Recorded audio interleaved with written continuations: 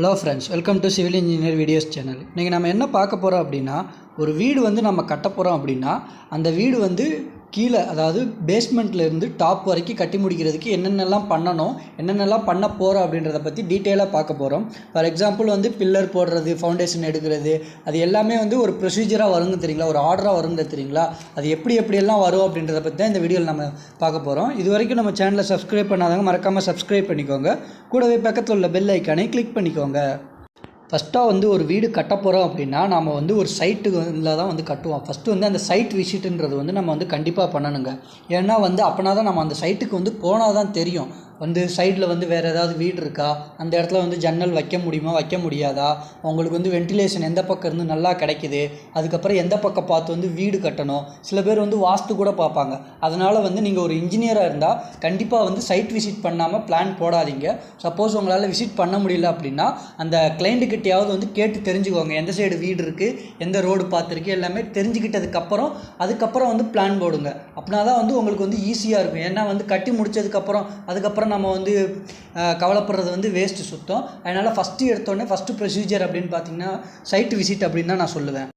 செகண்டாக வந்து பார்த்திங்கன்னா பிளானிங் அண்டு டிசைன். இப்போ நீங்கள் வந்து சைட் விசிட் வந்து பண்ணிவிட்டு வந்துட்டீங்க. அந்த வந்ததுக்கப்புறம் என்ன பண்ணணும் அப்படின்னா, அந்த பிளேஸோட கிளைண்ட் இருப்பாங்க தெரியுங்களா, அவங்களும் நீங்களும் வந்து ஃபஸ்ட்டு டிஸ்கஸ் பண்ணணும். அவங்களுக்கு வந்து எவ்வளோ பெட்ரூம் வேணும், எந்த சைஸில் வேணும், ஏன்னா ஒரு சிலர் வந்து வாஸ்து பார்ப்பாங்க. அப்படின்றப்ப அந்த வாஸ்துப்படி நீங்கள் வந்து டிசைன் பண்ணி கொடுக்கணும். அதே மாதிரி இப்போ நீங்கள் ஒரு கஸ்டமராக இருந்து ஒரு இன்ஜினியர்கிட்ட போனீங்கன்னா கண்டிப்பாக வந்து அவருக்கு வந்து டிசைன் வந்து தெரிஞ்சிருக்கும். ஒரு நல்ல இன்ஜினியர் வந்து கண்டிப்பாக வந்து பில்லர் வந்து எங்கே ப்ளேஸ் பண்ணணும் அப்படின்ற மாதிரி தெரிஞ்சு வச்சுருப்பாங்க. சும்மா வந்து ஒரு ரூமில் வந்து 4 கார்னரில் வந்து 4 பில்லர் போடணும் அப்படி மாதிரி செஞ்சால் அது வந்து உண்மையான இன்ஜினியரிங் டிசைனே கிடையாது. இது வந்து செகண்ட் ப்ரொசீஜர், ரொம்ப இம்பார்ட்டண்டானது.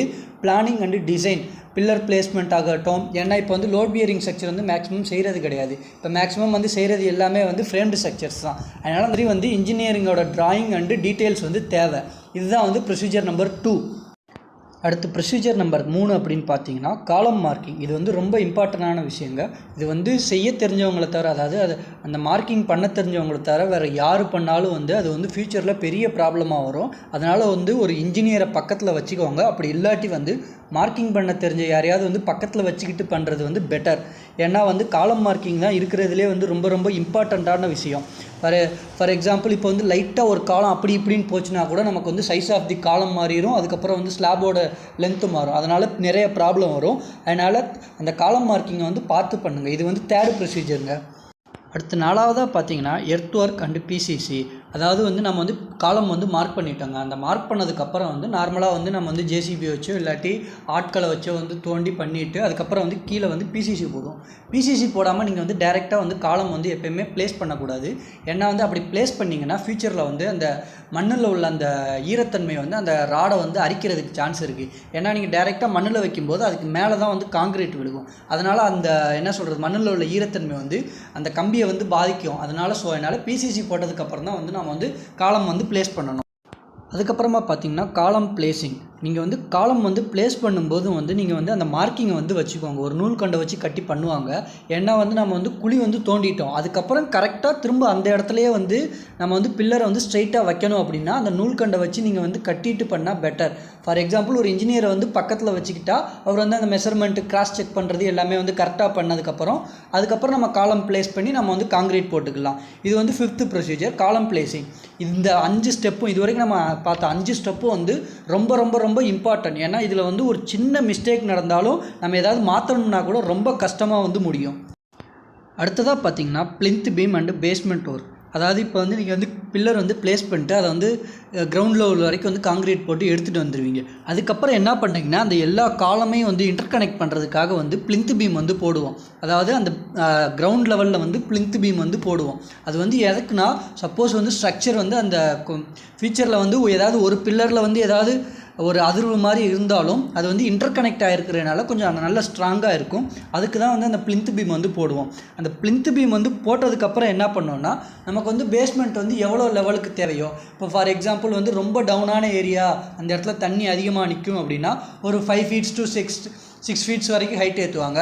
இல்லை ஆல்ரெடி இருக்கிறதே மேடான ஏரியா அப்படின்னா 3 to 4 ஃபீட்ஸ் வந்து அந்த பேஸ்மெண்ட் ஹைட் வந்து பிரிக் ஒர்க் கட்டி வந்து ஏற்றுவாங்க. அதுதான் வந்து பேஸ்மெண்ட்டு அப்படின்னு சொல்லுவோம். அதில் வந்து பேஸ்மெண்ட் வந்து ஹைட் ஏற்றுனதுக்கப்புறம் அதில் வந்து நம்ம வந்து பேக் ஃபில்லிங் அதாவது மண் கிராவல் அப்படின்ற மாதிரி சொல்லுவோம். அதை வந்து பேக் ஃபில்லிங் பண்ணி அதை நிரப்பி அது மேலே வந்து நம்ம வந்து பிசிசி மாதிரி போடுவோம். இதுதான் வந்து பிளிந்த் பீம் அண்ட் பேஸ்மெண்ட் அப்படிம்போம். இந்த பேஸ்மெண்ட் வரைக்கும் முடிஞ்சதுக்கப்புறம் அதுக்கப்புறம் நம்ம இம்பார்ட்டண்ட்டாக பார்க்க வேண்டியது வந்து பார்த்திங்கன்னா செப்டிக் டேங்கு. ஒரு சிலர் வந்து வீட்டுக்குள்ளே அந்த கீழேயே வந்து அந்த வீட்டுக்கு நம்ம போட்டிருக்க அந்த பிளானுக்குள்ளேயே வந்து செப்டிக் டேங்க் வந்து போடுவாங்க. ஒரு சிலர் என்ன பண்ணுவாங்க, வெளியே வந்து கேப் இருக்குது, சைடில் கேப் இருக்குன்னா சைடில் வந்து வைப்பாங்க. ஸோ அதனால் அந்த செப்டிக் டேங்க் டிசைன் வந்து இன்ஜினியரோட டிசைனோட பார்த்து வந்து கட்டுங்க. மேக்ஸிமம் வந்து காங்கிரீட் செப்டிக் டேங்க் போட்டால் வந்து ரொம்ப நல்லது. இந்த பேஸ்மெண்ட்டுக்கு அப்புறம் நம்ம முக்கியமாக பார்க்க வேண்டியது வந்து இந்த செப்டிக் டேங்க்கை. இந்த செப்டிக் டேங்க் முடிஞ்சதுக்கப்புறம் தான் நெக்ஸ்ட் ப்ரொசீஜர் வந்து நம்ம போவோம்.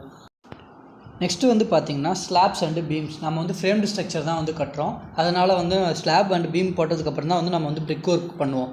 ஸ்லாப் அண்டு பீம் வந்து போடும்போது நார்மலாக ஃபார் எக்ஸாம்பிள் என்ன சொல்கிறது, அந்த காலம் வந்து நம்ம வந்து பேஸ்மெண்ட்டுக்கு அப்புறம் வந்து காலம் வந்து எல்லா இடத்துலையும் காலம் எழுப்பிட்டு சென்ட்ரிங் வச்சு வந்து நம்ம வந்து ஸ்லாப் அண்ட் பீம் போட்டு காங்கிரீட் வந்து போடுவோம்.